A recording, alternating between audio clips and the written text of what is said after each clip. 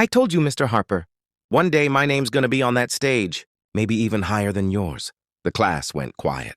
Every head turned toward the back of the room, where Jordan's voice had cracked through the thick silence like a spark in a storm. Laughter rippled across the desks. Sharp, mocking, cruel. Mr. Harper lowered his glasses. Arms crossed. "Jordan," he said, his tone heavy with sarcasm. "You can't even finish your essays on time. Let's focus on passing the semester before aiming for the stars, shall we?" The laughter grew louder. Some kids banged their desks. One whispered loud enough for everyone to hear. "Yeah, right. He can't even spell half the words he writes." Jordan's smile faltered, but he didn't look away. His voice steadied again. "Maybe you don't have to believe me, but I do." Mr. Harper shook his head, lips curling into a smirk. "Belief is a wonderful thing, but this is a school, not a dream factory. Hard work gets you places, not wishful thinking." The bell rang, but the sound didn't bring relief. It was like a verdict. The students packed up, whispering, chuckling. One shoved Jordan's notebook off his desk. He picked it up quietly, clutching it to his chest as everyone filed out. That afternoon, Jordan sat alone in the library. His notebook was open, pages covered with ideas, half-formed inventions, numbers, little sketches. He wasn't bad at writing. He just wrote differently. More like he was building something no one else could see yet. When the librarian passed by, she stopped. "You're still here, Jordan?" He nodded. "Just trying to figure something out." "Same as always," she smiled gently. "Keep at it. You've got that look." "What look?" "The look people have when they're building something everyone else thinks is impossible." Her words sat with him. At home, things weren't easy. His mom worked double shifts at the diner and still came home smiling. But there were bills on the counter, overdue notices in a small pile that never seemed to shrink. Jordan wanted to fix it, to build something that could help, maybe earn enough to get her out of the endless grind. That night he sat at the small kitchen table with an old laptop. Its fan wheezed like an asthmatic runner, the screen flickering every few minutes. But it worked well enough. He started coding. It wasn't for an assignment, it was for himself. He wanted to design a small app that could help students with learning differences, organize essays, and notes in simpler steps, something he wished he had years ago. The next day, Mr. Harper announced the school's annual Innovation Award. "Students," he said with forced enthusiasm, "the district is awarding a $10,000 scholarship to the best student. Project or invention this year. It's not just about creativity, it's about practicality, something that actually works." A hand shot up. "Can we work in pairs?" "No," he said. "This one's individual. We're looking for originality, not teamwork." His eyes flicked toward Jordan. "And remember, plagiarism or recycled work will get you disqualified immediately." Jordan didn't flinch, but the sting was there. He didn't even have to say his name. The implication was enough. When class ended, he approached Mr. Harper's desk. "Mr. Harper, about the Innovation Award?" He looked up, not hiding his impatience. "Yes? I'd like to enter." A pause, then a laugh. A quiet, disbelieving one. "You want to enter?" "Yes, sir. I've been working on something." He leaned back. "Jordan, listen. I admire your enthusiasm, but maybe you should focus on catching up with your regular coursework first. This award attracts serious candidates, students who've been working on robotics, engineering, AI. This isn't remedial-level stuff." "I know," he said softly. "But I've been building something, too." "What? A calculator in Excel?" He stood there quietly for a moment, then said, "No, something that helps people like me." And he walked out. The weeks rolled on. Mr. Harper didn't mention his name again, though he occasionally threw glances his way when students discussed their projects. Most of them had fancy equipment, support from parents, mentors, or extra classes. Jordan had none of that, just his mom's encouragement and the creaky old laptop. Every night he coded, tested, fixed, and broke things again.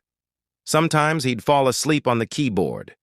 His mom would gently shake him awake in the morning. "You can't keep doing this, baby," she said one morning. "You need sleep." I just need it to work, Mom. Just once. She sighed but kissed the top of his head. Then make it work. Just remember, even dreams need rest. He smiled faintly.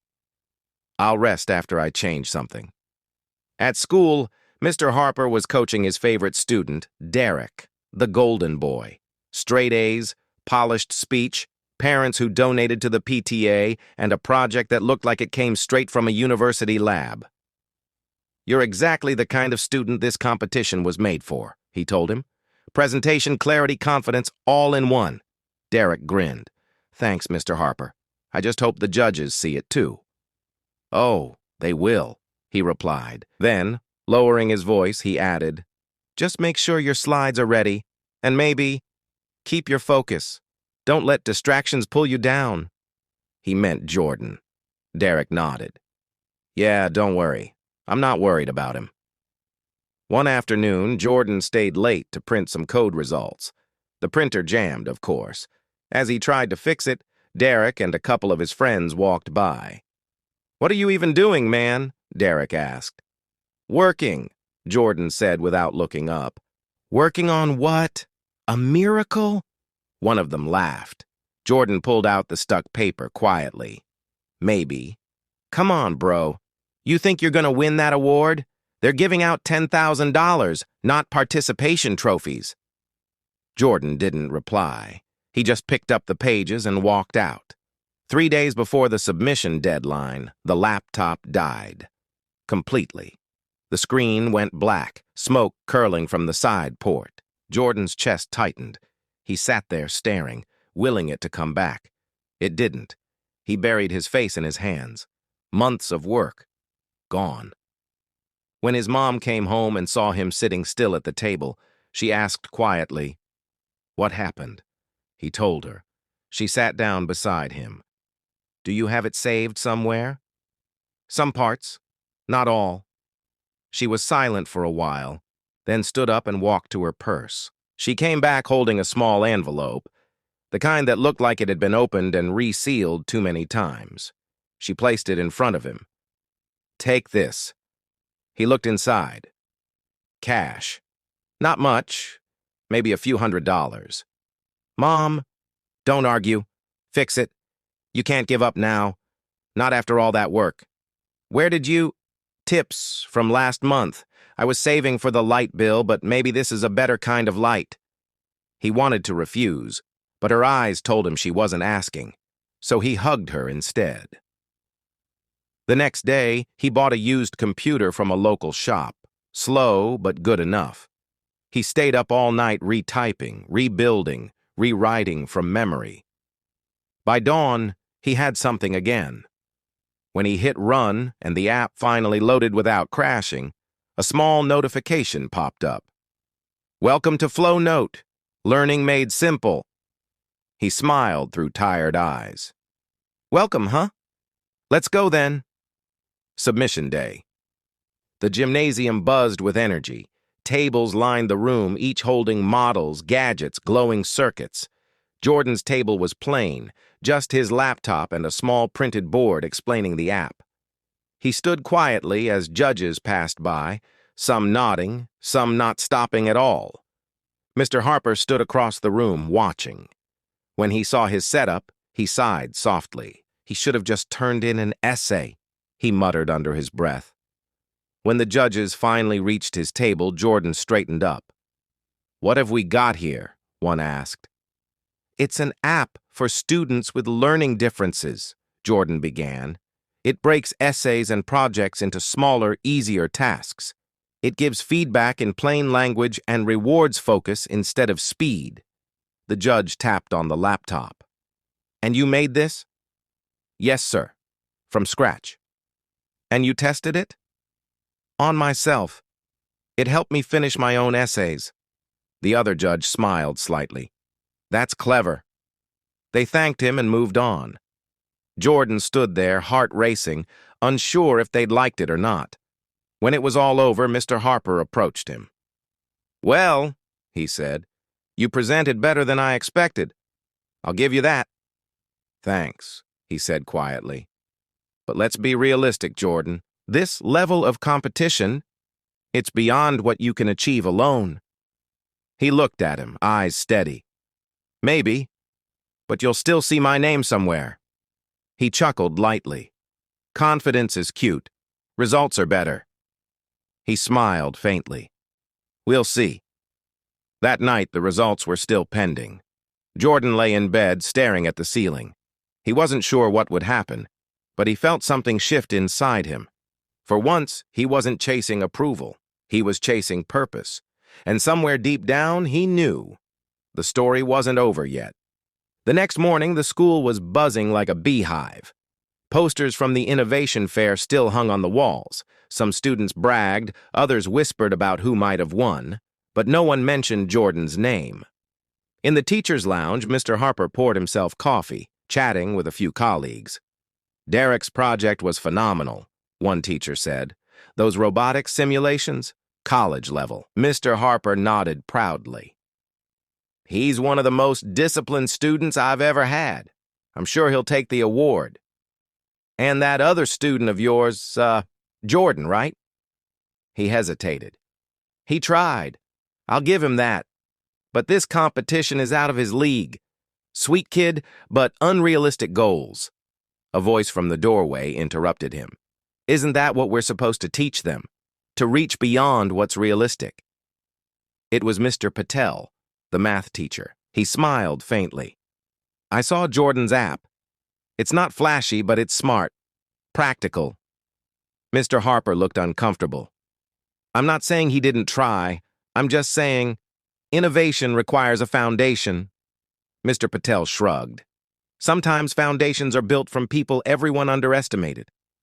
He left, leaving Harper staring into his coffee, hearing his own words echo uncomfortably in his head. At lunch, Jordan sat outside alone with his old notebook. He wasn't thinking about winning anymore. He was thinking about how far he'd come, from being mocked to finally finishing something on his own terms. Derek walked by with his group. Hey, App Boy, one of them called out. You still waiting for your Nobel Prize? Jordan ignored them. Man, don't get mad, Derek smirked. It's just a competition. We all know who's gonna win. Jordan closed his notebook and looked up calmly. Maybe, but when you're still celebrating, I'll be building something better. For a moment, Derek had no reply. He just sneered and walked away. That evening, an announcement flashed on the school website. District Innovation Award results. Ceremony this Friday. Jordan's mom printed it out and taped it on the fridge. You're going, she said firmly. Mom, it's just the results. They probably already know who. I don't care. You earned a seat in that room. He smiled weakly. Okay. Then she added softly, I'm proud of you, baby. You didn't give up. That hit deeper than any award could. Friday came. The auditorium gleamed under bright lights. Students filled the rows, parents whispering in excitement. On the stage stood the principal, a few district officials, and the judges from the fair. Mr. Harper sat near the front with the other teachers, adjusting his notes. Derek, dressed perfectly, smiled confidently as his parents took photos. The principal began. Today, we celebrate creativity, resilience, and innovation, the kind that can change futures. They started calling out honorable mentions. Each time the applause roared, then faded. Derek leaned back, waiting for his name to be called for the grand prize. Mr. Harper smiled knowingly. And now, said the principal, pausing dramatically, the 2025 District Innovation Award and a $10,000 scholarship go to... He glanced down at the card and smiled. Jordan Miles, for his project, Flow Note Learning Made Simple. The room froze, then gasps, then cheers. Jordan's eyes widened. He looked around, unsure if he'd heard correctly. His mom gripped his hand, tears already forming. Go, baby, go! He walked up the aisle, every step heavy with disbelief. On the stage, the principal shook his hand. Cameras flashed. Applause thundered. Mr. Harper sat frozen in his chair, color draining from his face. Derek's smile evaporated. The principal held the mic to Jordan. "Tell us, son, what inspired this?" Jordan took a deep breath. "I used to struggle with learning. I felt like I wasn't good enough. People told me to stay small, to dream less. So I built something for kids like me, to make learning easier one step at a time. I just wanted to prove that how you start doesn't decide where you end." The audience erupted in applause again. Even the judges smiled proudly. After the ceremony, reporters from the local news station took photos and interviewed students. Mr. Harper finally walked toward the stage, his steps uncertain. "Jordan," he said quietly when he reached him, "congratulations." "Thank you, sir." I owe you an apology." He looked at him. "For what?" "For not believing, for judging what I didn't understand." He smiled faintly. "That's okay. People don't always see what they can't imagine. But I did." His eyes softened. "You taught me something today." Jordan shrugged gently. "Guess we both learned." The next week, the news story spread like wildfire. Teen wins $10,000 for app helping students learn better. A tech company CEO saw the broadcast and reached out. They wanted to meet him. When Jordan told his mom, she nearly dropped the phone. $10,000 and now this?" she exclaimed. "Boy, do you realize what you're doing?" He laughed. "Just fixing what's broken, Mom." She hugged him tight. "You already fixed something bigger, people's hearts." At school, the whispers were different now. "Hey, that's the guy who won the award. Yo, Jordan, you're gonna be famous." Derek walked by quietly. No insults, no laughter this time. Just a small nod. Jordan nodded back. Mr. Harper passed him in the hallway later that day. "I used to think success came from perfection," he said. "Now I know it comes from persistence." Jordan smiled. "Maybe both." He chuckled. "I'll take that." Later that month, during a school assembly, the principal invited Jordan on stage again. "This," he said proudly, "is what happens when faith meets effort, when a student decides to rise no matter how many people doubt him." He turned to Jordan. "Would you like to say a few words?" Jordan looked at the rows of students, kids just like him, some with the same quiet fears he used to carry. He spoke slowly, each word landing like a heartbeat. "I know what it feels like to be laughed at. I know what it's like to have teachers doubt you, but I also know that what matters isn't who mocks you, it's who you become after they do. Don't chase approval, build your purpose. Because one day, the same people who laughed might be the ones clapping for you." The hall went silent, then broke into a standing ovation. That night, Jordan returned home and opened his old notebook. Inside, he wrote, "Dreams aren't fragile. People just stop believing too early." He closed it, smiling, the noise of applause still echoing in his memory. But life wasn't suddenly perfect. The bills still came, his mom still worked long hours, and the old laptop still froze sometimes. Yet something had changed. Not outside, but inside. He knew who he was now, and he knew where he was going.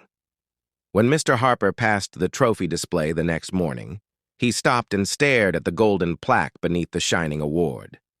"Innovation Award, Jordan Miles." He smiled, whispering to himself, "You earned every letter of that name." Months passed.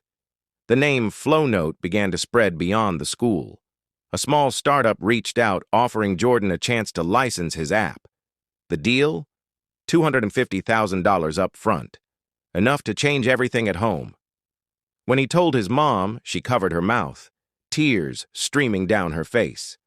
"Baby, that's $250,000. He smiled softly. Guess the dream factory wasn't so bad after all. At school, they held another assembly, not for an award this time, but for gratitude. Mr. Harper stood on stage, holding a microphone. "Before I introduce our guest, I need to say something," he began, voice trembling slightly. "Months ago, I mocked a student for dreaming too high. I forgot that teachers aren't supposed to limit minds. We're supposed to lift them. Jordan Miles reminded me of that." The crowd clapped. Jordan walked on stage to join him. He turned to Jordan and said quietly, "You didn't just build an app. You built belief." Jordan smiled. "And you helped me finish it, in your own way." They both laughed gently, the past finally forgiven. A year later, Jordan's app was used in dozens of schools. Kids who once struggled were improving. Teachers were using his creation to help them understand students better. Every time he saw a message that said, "Your app changed how I learn," he felt that same warmth. Not pride, but purpose. In a quiet classroom one afternoon, Mr. Harper showed his new class the story on the projector.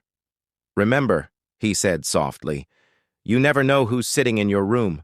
The next name you underestimate might be the one the world will never forget." Jordan looked out the window of his new office months later, laptop open beside the award that started it all. He whispered to himself, "They mocked me once, but that was just the beginning." He leaned back, smiling. Not at the money, not at the fame, but at the memory of every moment someone said you can't. Because now, everyone knew he could. Sometimes, the loudest lesson isn't taught by the teacher. It's taught by the student who refused to quit. If this story touched your heart, don't forget to subscribe to our channel, Black Saga, and drop a comment telling us which moment or character inspired you most. Hit the like button, share this video with someone who needs hope today, and tell us where you're watching from. Because stories like this remind us all, greatness can come from anywhere.